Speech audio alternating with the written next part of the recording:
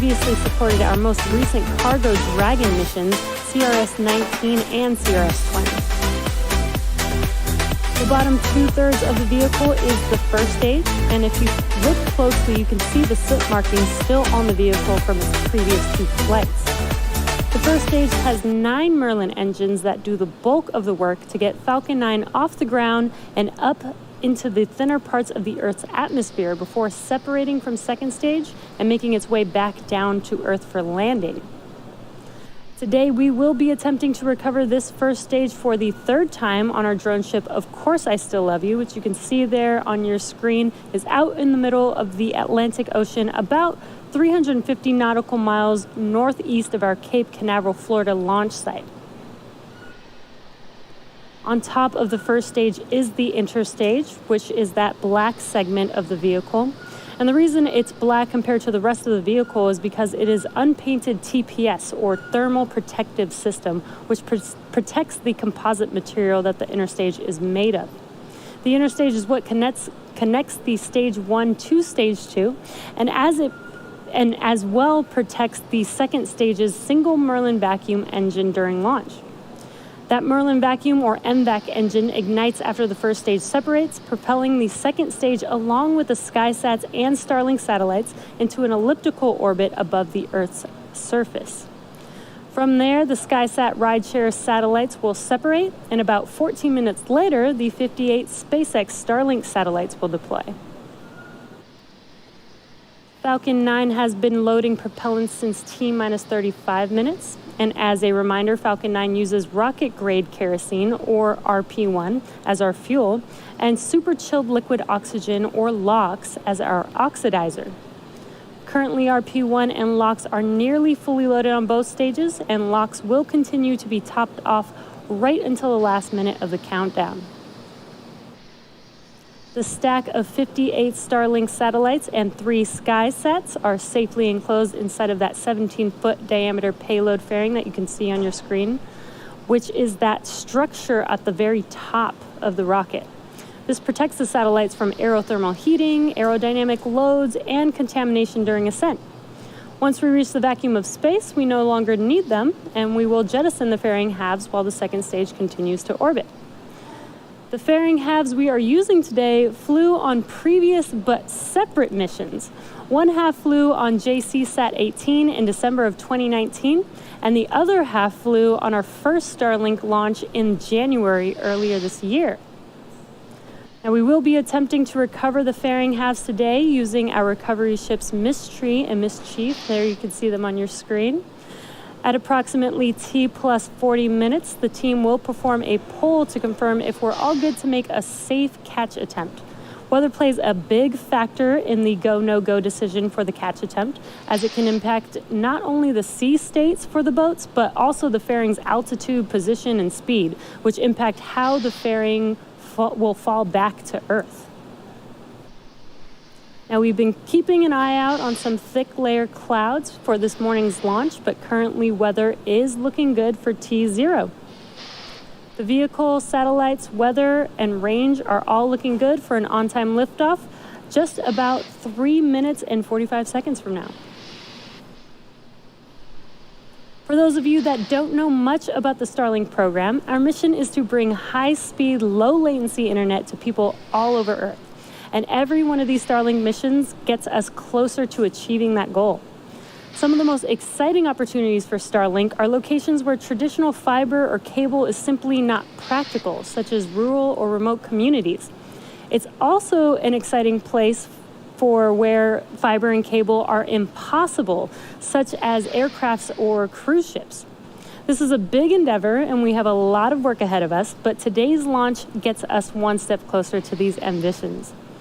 On our last Starlink mission just over a week ago, we captured some really cool footage of fairing deploy, which we wanted to share with you today. And there you can see on your screen the fairing deploy. You can see the second stage clearly with the Starlink satellites making their way to their targeted orbit. One of my favorite videos that I've seen so far. If you're interested in getting future news about Starlink, about our Starlink service, head over to starlink.com and sign up for updates. We're currently at T minus 2.5 minutes from liftoff, and Falcon 9 is now moving into the final stages of the countdown. The first and second stages are both nearly fully loaded with 1 million pounds of kerosene fuel and liquid oxygen. Super chilled liquid oxygen, which, as I mentioned earlier, is our propellant oxidizer. And that's what's creating those white clouds around Falcon 9 that you see on your screen there, and that's when it gets exposed to the warmer ambient air. First stage finished prop loading at T minus 3 minutes and second stage at T minus 2 minutes. And coming up at T minus 60 seconds, there will be a call out that Falcon 9 is in startup. This means that the rocket's autonomous internal flight computers have taken over the launch countdown. Then at about T minus 2 seconds, the Merlin engines will light and liftoff will be commanded at T0. The Starlink payload continues to be healthy. The Falcon 9 team is tracking no issues on the rocket. Weather is still looking good, and the range is green for launch. And as I mentioned, we are at T minus 1 minute and about 15 seconds here. So at T minus 1 minute, we will hear that call out for Falcon 9 being in startup. And from then on, the vehicle will basically autonomously make the decision if we will be launching today.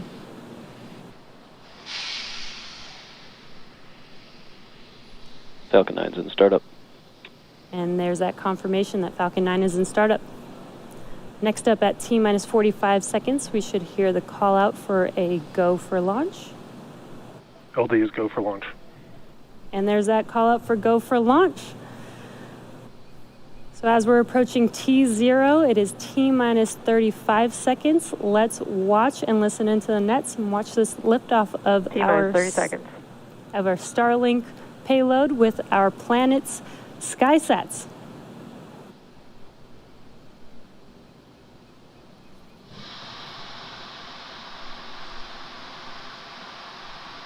T minus 15 seconds.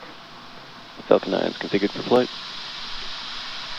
10, 9, 8, 7, 6, 5, 4, 3, 2, 1, 0. Ignition. Liftoff of Falcon 9 and Starlink 8.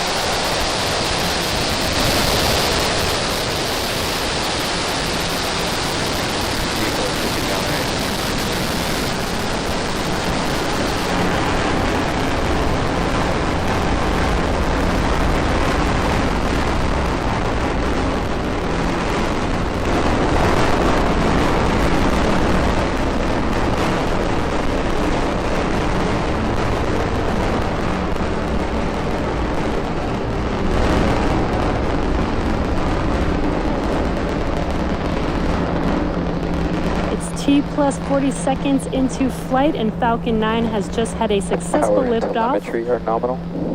A successful liftoff from pad 40 for its first Starlink rideshare, carrying 3 Planet SkySats and our SpaceX Starlink satellites.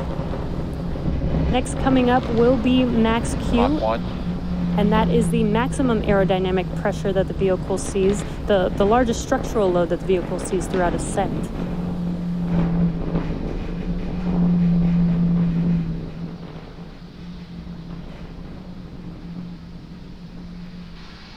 Max Q. And there's that call out that we just passed through Max Q. Next up will be 3 events happening back to back, and that will be MECO, or main engine cutoff, stage separation, as well as second engine start, or SES-1.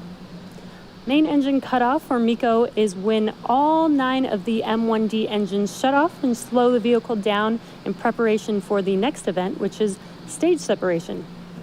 And stage separation is where the first stage separates from the second stage, with first stage making its way back to Earth and second stage taking our satellites to their targeted orbit. And then finally will be SES-1, which is second engine start, with that MVAC engine lighting up and taking those Vehicle is following a nominal trajectory. and taking those satellites to orbit. Now those 3 events are coming up here in about 15 seconds. Again, that is MECO, stage separation, and SES-1.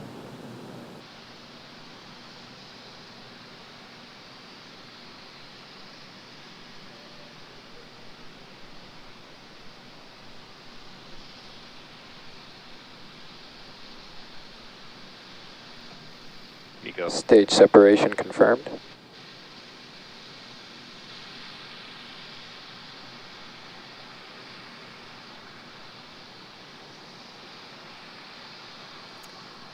And there, as you saw live on your screen, MECO, main engine cutoff, and stage separation. First stage being on your left screen. On your right screen is second stage with that MVAC engine glowing bright red there. On your left screen, you can see those grid fins deploying on the first stage. Those grid fins help. Fairing separation confirmed. And we just had fairing separation. We had a successful deployment of those fairing halves. Let's see if Miss Tree and Miss Chief can make a catch attempt Vehicle today. continues to follow a nominal trajectory. And as I was mentioning, the grid fins have deployed. That helps guide that first stage back to its landing zone.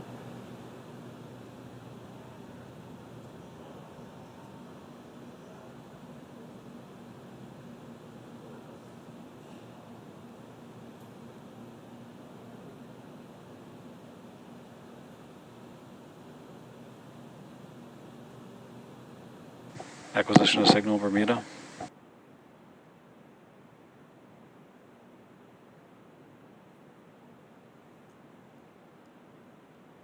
Stage 2 is still looking good. We're getting a nice bright view of first stage on your left screen. And coming up next for first stage, as it makes its way back to Earth, it will perform a couple of burns, the first of which will be the entry burn. And that entry burn is where 3 of the 9 Merlin 1D engines light up and slow the stage down as it re-enters back into the upper part of the Earth's atmosphere. The second burn is called the landing burn, and this is when the single engine on the vehicle, the E9 engine, ignites and brings the vehicle speed down rapidly in order to land on the drone ship. And again, we are attempting to land on our drone ship, Of Course I Still Love You, today.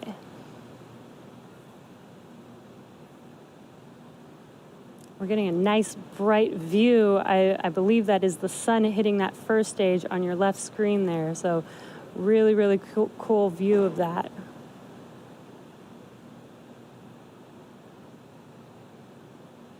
Second stage is still looking good. That is on your right screen.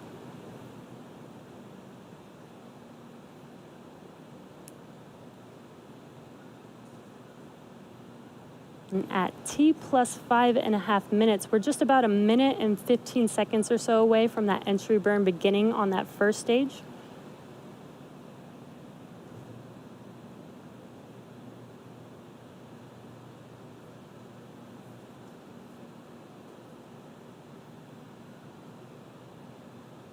Vehicle continues to follow a nominal trajectory.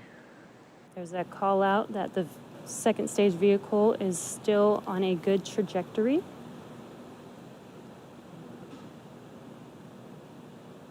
And again, that first stage is making its way back to our drone ship, Of Course I Still Love You. With the entry burn coming up here in about 30 seconds or so.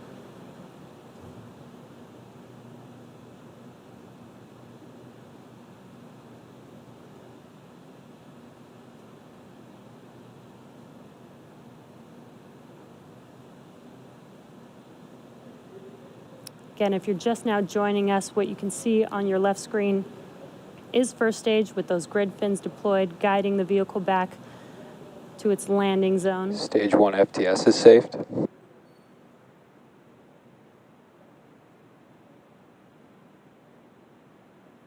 Stage 1 entry burn has started. And there you can see that the entry burn has begun. It's lighting up that screen pretty bright there. The entry burn will last about 20 seconds long.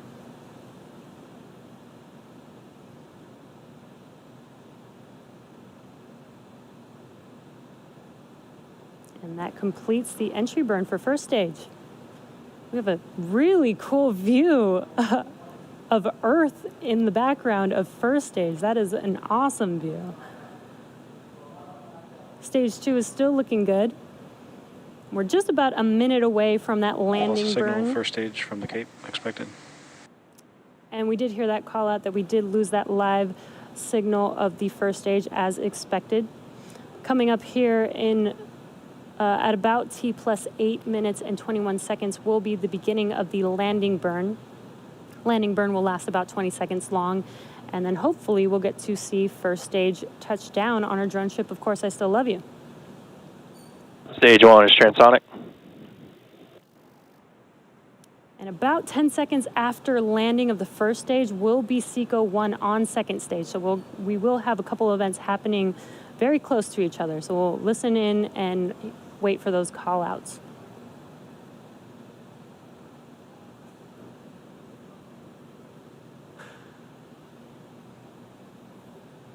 Stage 2 has entered terminal guidance. Stage 1 landing burn has started. And that landing burn has begun on the first stage. Again, this will last about 20 seconds long. Let's wait and watch to see if we can land this booster Stage for 2 a third FTS time. is saved. Stage 1 landing legs have deployed.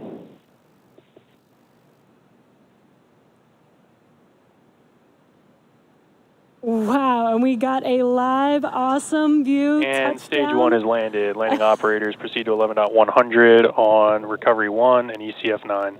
And there, you heard that call out, and you can see on your left screen that stage 1 has landed on Of Course I Still Love You. We are waiting for stage 2 for SECO 1, which is second engine cutoff. What an awesome view of that first stage. Nominal orbital insertion. All right, starting TX prime RF1A on. We did confirm Acquisition signal SECO Newfoundland, loss of and signal confirmed Cape good expected. orbit. So now that second stage is going to coast in this orbit for a few minutes. We're going to take a quick break and return back at T plus 11 minutes and 30 seconds for the deployment of Planet's 3 SkySats.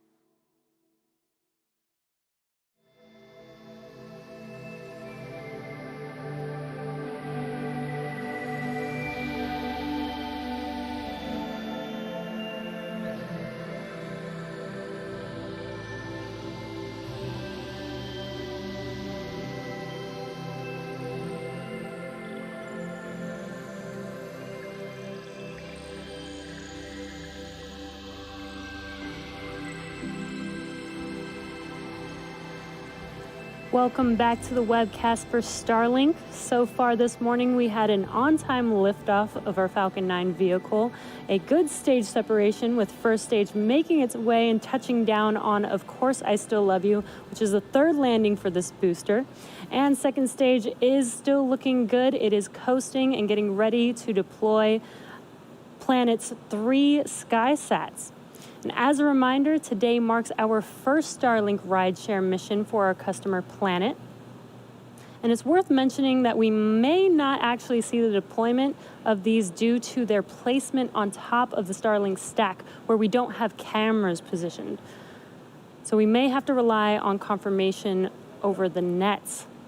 So you can see on your screen, this is the view of the Starlink satellites, and the 3 SkySats Loss are of sitting signal on Bermuda top expected. of them.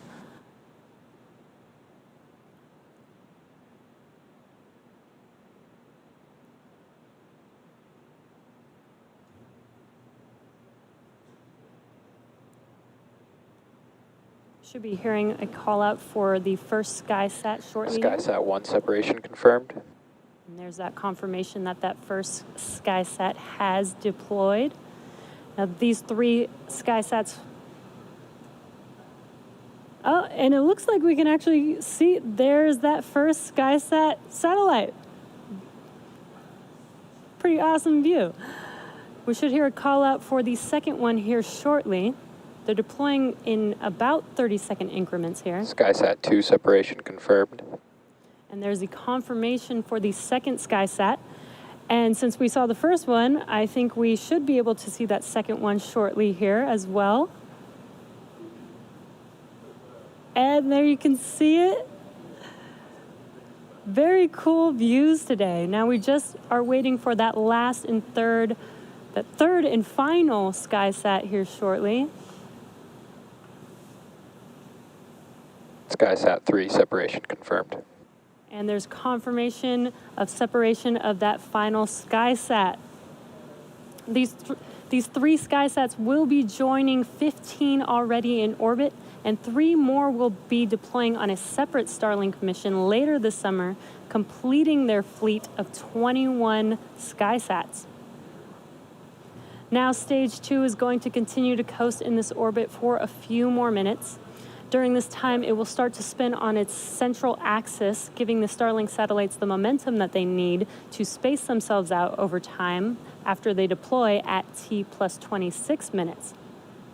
And as I mentioned earlier, because we will not have ground station coverage at time of deployment, we will not have visual or audio confirmation of a successful deploy until we reach the next station at Diego Garcia about 25 minutes from now.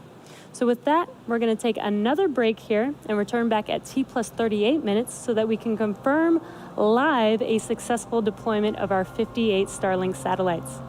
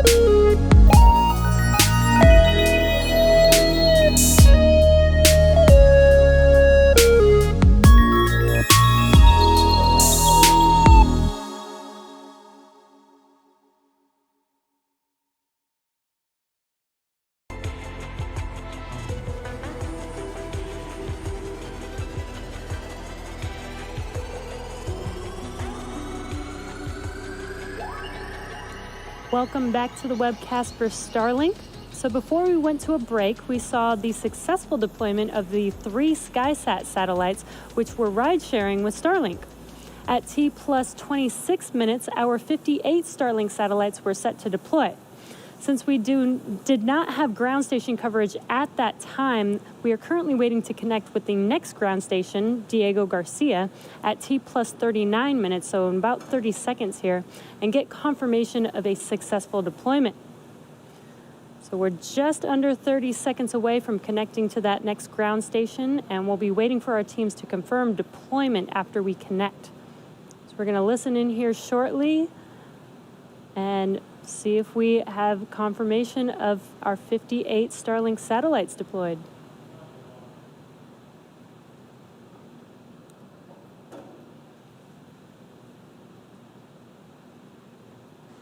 Acquisition of signal, Diego Garcia. Is that confirmation of connection to the ground station? Starlink tension rod separation confirmed. And there is that confirmation of the tension rods deployed and the Starlink satellites deployed today. So shortly